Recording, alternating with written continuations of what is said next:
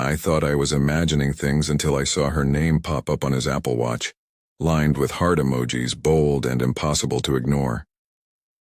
The world tilts in that instant, like gravity itself has betrayed me.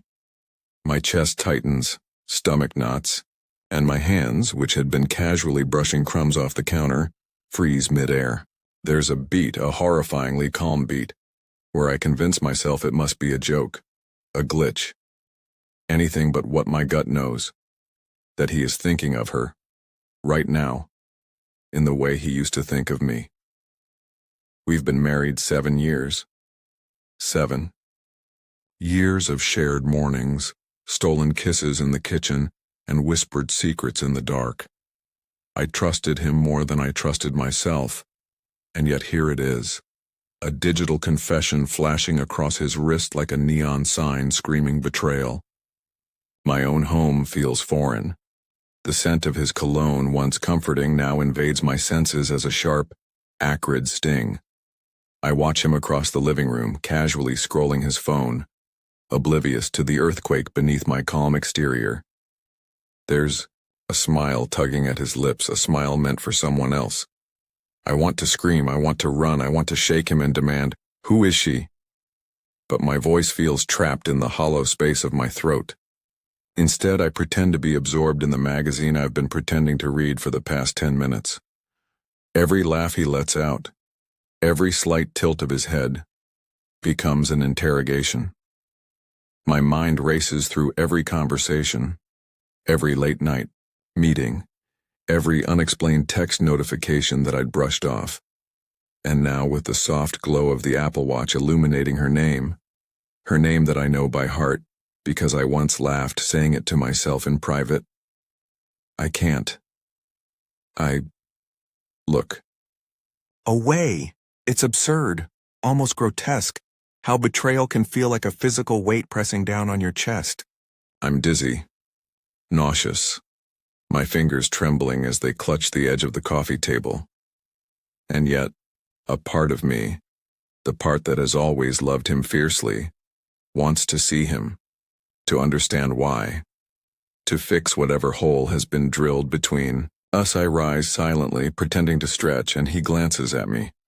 That brief flicker of eye contact is enough to nearly undo me. There's a familiar warmth in the way he looks at me, one I had believed was only mine, and a strange dissonance as if his soul is divided in two. I catch the glimmer of the watch again, the heart emojis, the casual intimacy of her name scrolling across a screen meant to mark time. Not ours. I leave the room, telling myself I need air, need distance. The hallway is narrow, the wallpaper a blur as I pass it, each step echoing like a drum in my ears. I press my hands to my face and breathe, trying to reclaim the composure that evaporated the instant I saw her name. I hear him call my name, gentle, concerned, unaware that the foundation of our marriage is crumbling with each heartbeat. But I don't respond. Not yet, because right now I need to see this for what it is. I need to confront the raw, jagged reality of a man I thought I knew. The betrayal is not just digital, it's tactile, emotional, and intimate in ways that words fail to capture. And as I lean against the doorframe, staring into the living room where he scrolls obliviously, a thought pierces through the haze. Maybe I never knew him at all. The air in the room hums with tension. The familiar living room, once a sanctuary, feels like a stage set for a drama I was never cast to understand. I know I can't remain silent forever, but for now, I watch. I wait. Every tick of the Apple Watch feels like a countdown, each heart emoji another stab at my confidence, my love, my sense of self. And then, he looks up, directly at me, that half smile that used to make my knees weak, the same one that could ignite laughter and desire in a single glance is there, but this time it doesn't reach his eyes. And in that flicker I realize, nothing will ever feel the same again. Part 1 ends here, with the scene teetering on the brink of confrontation, a quiet, Storm ready to erupt, and the listener left aching to know what happens next. I step back into the living room, my pulse a frantic drumbeat in my ears. He's still scrolling, still smiling faintly at that little glowing screen. My stomach twists. Every instinct in me wants to snatch the watch, throw it across the room, demand answers. And yet another part, more dangerous, more vulnerable, wants to see him like this, caught between worlds, like I've been caught. He notices my hesitation. His eyes flicker. Confusion, guilt, something else I can't quite name. Are you okay? His voice is soft, almost tentative, but it strikes me with a sharp edge. Every syllable reminds me of the intimacy we used to share, the closeness that now feels like it belongs to someone else. I nod, but it's a lie. I cross the room slowly, the carpet soft under my bare feet, the familiar scent of his cologne mingling with the faint aroma of coffee. He watches me, curious, concerned, maybe even a little nervous. That small uncertainty in his gaze ignites something dangerous in me, the part of me that remembers what it felt like when I could make him shiver with just a look, a touch.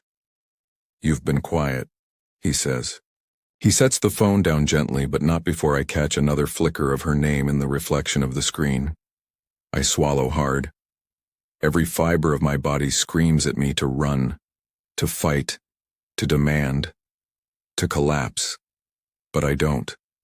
I stay. I take a slow, deliberate step closer. The air between us thickens. My hands itch to reach for his arm, to touch, to feel the warmth that has been mine for years. He shifts slightly, a subtle movement, and my pulse spikes. There's an almost magnetic tension now, a charged current that neither of us acknowledges but both of us feel. It's dangerous, forbidden, and intoxicating. I saw it, I whisper, my voice low, trembling, not just from anger but from the swirling cocktail of fear, hurt, and desire. His eyes widen, a flicker of shame crossing his features. I saw your messages. The words hang between us like a storm cloud, thick and suffocating. For a heartbeat, he doesn't speak. Then he steps closer to me and the air hums. I can feel the heat radiating from him, can smell the faint hint of the cologne that used to feel like home. It's like a dare, like he's testing whether I'll run or stay. "You don't understand," he murmurs, voice husky. There's a tremor there I didn't expect. Fear, perhaps, or maybe guilt. I want to reach out, touch his face, trace the line of his jaw, feel him reel against me. And yet every nerve in my body screams that this closeness is laced with betrayal, with a danger that could consume me if I'm not careful. I keep my distance, but the tension coils tighter around us. My breath catches as he leans slightly forward, just enough that I can feel the heat of him, the faint brush of his presence without actually touching. It's unbearable. It's magnetic. It's everything and nothing all at once. "Tell me it's not true," I demand, the words more plea than accusation. I can't bear the thought that this, whatever she is to him, might be real. His lips part, and for a moment, I see the struggle, the conflict, and then he looks away. That's all I need. The confession is in the silence, in the tiny shift of his gaze. I step even closer, closing the remaining distance, daring him to meet me halfway. My hands hover near his chest, near the place where his heartbeat pounds as erratically as mine. I want to touch him, to feel him against me, but the knowledge of her lingers like a shadow. Every inch of proximity is electrified, dangerous. "You can't do this," I whisper, a tremor of desire and anger lacing every word. "Not like this, not with her." He swallows, voice low, strained. "I never meant—" The words falter. The tension between us is unbearable, each second stretching longer, thicker, hotter. I can almost feel the pull of him, the dangerous, magnetic draw that has always existed now warped by betrayal. And then, he almost touches me. Just a flicker, a brush of his hand near mine, so close I can feel the electricity, the temptation, the ache of what could be. I step back, heart hammering, breath shallow, and for the first time in this nightmare I feel the terrifying thrill of our connection, raw, potent, and laced with danger. We stand there, two bodies inches apart, breathing each other in, trapped, in a space where love, lust, betrayal, and longing all collide. Neither of us moves, yet the unspoken tension presses down harder than any words could. Finally, I break away, turning toward the window, needing air, needing space, needing to think. But even as I stare out into the night, I can feel him behind me, his presence a silent, irresistible weight. And I realize, with a shock that scares me, that I am not just angry. I am captivated, even in betrayal, even in hurt, even in the shadow of her name. I am drawn to him. The doorbell's echo lingers in my ears long after the sound fades, but it can't drown out what's happening between us. He's still standing there, the distance between us charged with a tension so thick it feels almost physical. I can see it in his eyes, the conflict, the desire, the guilt, the yearning, and I can feel it in my chest, a fluttering, aching pulse that refuses to be ignored. I step closer, reckless now, drawn by the gravity of everything we've shared, and everything he's taken for granted. My hand brushes against his chest again, more confidently this time, tracing the line of muscle through his shirt. He shivers slightly, and it's all I need. All I need to know that he feels it too. That despite the betrayal, despite her, there is still us. I can't stop thinking about you, he admits, voice low and strained. It's almost a confession to himself, as much as it is to me. My breath catches. I want to reach for his face, to feel him fully, but I hesitate, savoring the delicious tension. I don't know if I can forgive you, I whisper, letting my fingers linger on his chest, but I can't stop wanting you either. His eyes darken, smoldering with something primal, something he has fought to suppress. Then let me make it right, he murmurs, stepping so close that I can feel the warmth radiating from him, the steady rhythm of his heartbeat beneath my hand. Let me prove it to you. Let me show you it's always been you. The words ignite something wild in me, a heady mix of fear and desire that threatens to consume every rational thought. I tilt my head, searching his eyes, looking for any sign of deceit, any trace of lingering affection for her. But all I see is raw, unfiltered need and a flicker of desperation. I inch closer until our foreheads nearly touch, breaths mingling, hearts hammering in unison. You've broken me, I whisper, voice trembling, and now you're tempting me to come back. He smiles faintly, almost ruefully, a mixture of guilt and yearning etched into every line of his face. I know, he says softly. I'll spend the rest of my life fixing it if you let me. I'll spend every second showing you that it's you, only you. The words hang in the air like a promise, thick with possibility, thick with danger. I want to believe him, to throw myself into the warmth, the desire, the magnetic pull that has always existed between us. And yet, a tiny, cautious voice in my head warns me of the risk, of the betrayal that still lingers like a shadow in the corners of the room.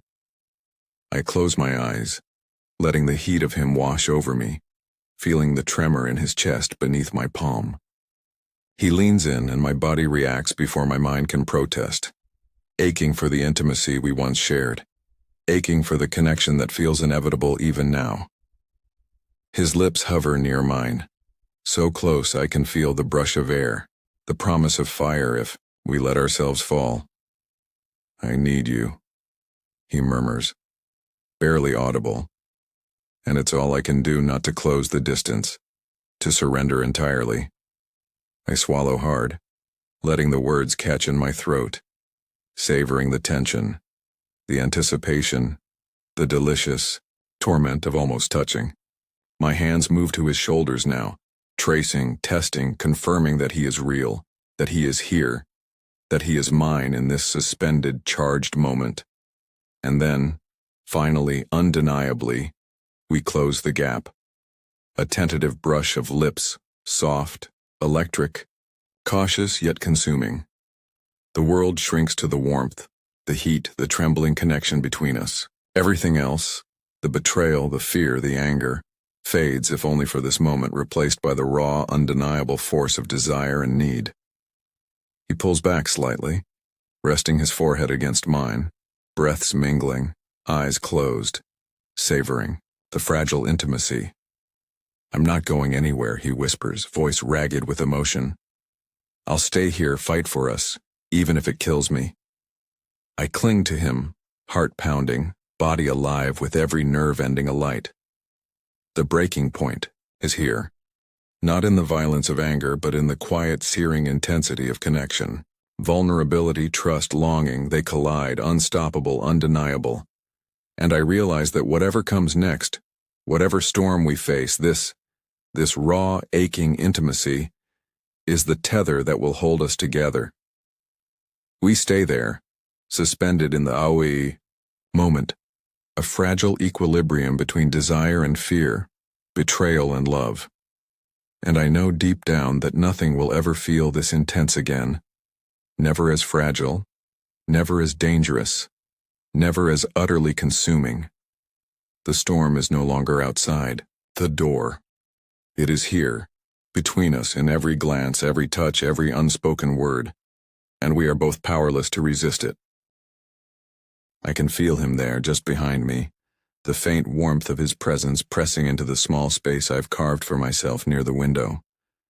My fingers curl around the sill, knuckles white, because I'm terrified of what I feel, and even more terrified of what I might do. 7 years of love, 7 years of trust, now cracked, fractured, but still impossible to ignore. He finally steps forward, slow, deliberate, careful. Every movement is measured, as though he's testing the waters, testing me, testing the invisible line between restraint and surrender. I didn't mean for this to happen," he says, voice low, hoarse, trembling in a way that makes my stomach flip. I turn to face him, and in that moment, all the anger, hurt, and disbelief collapse into something far more complicated. Then why? My voice is soft, almost broken. I need to know. I need the truth. My heart is pounding like it wants to escape my chest, each beat a drum of warning and invitation at the same time. He swallows, and I see him struggle, not just with words, but with the intensity of what we are still, even after betrayal. "I didn't plan it," he admits finally, eyes locking onto mine. "But I thought about you. Every day. I'm still thinking about you." The confession hits me like a jolt of electricity. My chest tightens, my breath catches, and a strange ache blooms deep in my core.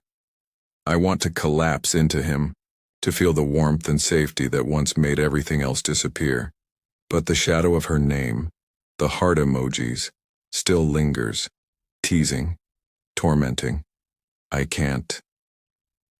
"I don't know if I can trust you," I whisper, barely audible, my hand shaking as it hovers near his chest. I don't touch him yet, but the pull is undeniable. Every inch of my body wants to reach, to close the gap, to reclaim the intimacy that feels stolen yet never fully gone. He steps closer, just enough that I feel the heat radiating off him, close enough that I can sense the rapid flutter of his heartbeat beneath his shirt. "I'm here," he murmurs. "I'm here, and I'm not going anywhere. Not until we figure this out. Not until you know it's you. Always been you." The words hit me, a strange mixture of comfort and danger. I can feel my resolve slipping, but I resist, just barely. I want proof. I need reassurance, but I also want this. The tension, the near touch, the unspoken promise of something forbidden yet inevitable. My hand finally moves, almost involuntarily, tracing a trembling line along his arm. He flinches ever so slightly, not from pain but from awareness, from the intimacy that has been dormant between us for too long. My fingers linger near his wrist, brushing close to where the Apple Watch had betrayed him, and me, so recently. I falter. The words won't come. The ache of desire, fear, and lingering hurt knot together in a way that makes me dizzy. I want to kiss him, to feel him, to prove that what we have isn't gone, but I can't. Not yet. Not while the ghost of her still exists in our space. He steps even closer, our chests nearly brushing. I feel the tremor of his body, the tension in his jaw, the need in his eyes that mirrors my own. You don't have to say anything, he whispers. Just let me be here. Let me stay. Let me try. And that's when I break. Not fully, not completely. But I let my hand rest on his chest, feeling the steady rhythm of his heart, the proof of his presence, the undeniable pull between us. He doesn't touch me yet. He just lets me feel him, lets me decide. And in that space, in that shared silent acknowledgement, I feel the first flicker of something dangerous and irresistible. Hope. The tension coils tighter, every inch of air between us electric. I can feel my breath hitch, his breath warm against my neck, and I realize we are both walking the line between desire and devastation. I want to surrender, to close the distance entirely, but I hold back. Part of me needs to know he will choose me even after everything. I want you, he whispers finally, his voice breaking through the charged silence. I want you, and I don't care about the mistakes. I want us. Only us. The words strike me with a mixture of longing and fear. I can't deny it anymore.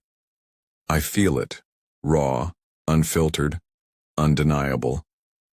The ache in my chest blooms into a fire that spreads through me, scorching, thrilling, terrifying. And then, before we can cross the final line, before our hands entwine fully, before our lips meet, the doorbell rings. Sharp, intrusive, a cruel reminder that the outside world still exists. We both jump back slightly, and the spell is broken, the moment suspended. I take a deep breath, heart still pounding, and realize that this is only the beginning. The first confession, the first acknowledgement of what still exists between us, has changed everything. But the true reckoning, the surrender, the confrontation, the redemption, has yet to come. We are caught in a fragile, dangerous space, a suspended moment where desire, betrayal, and love collide. And I know, deep in, the room feels impossibly small, impossibly alive. The tension between us hums like a live wire, vibrating through every nerve, every heartbeat. I can feel him, feel the warmth radiating from his body, the faint tremor in his hands, the rapid drum of his pulse against mine. And in that moment I realize that the world outside, her name, the betrayal, everything is irrelevant. What matters is this, the truth of us, the gravity of what remains. I don't want anyone else, I whisper, voice low and trembling. And I don't want this us to be broken.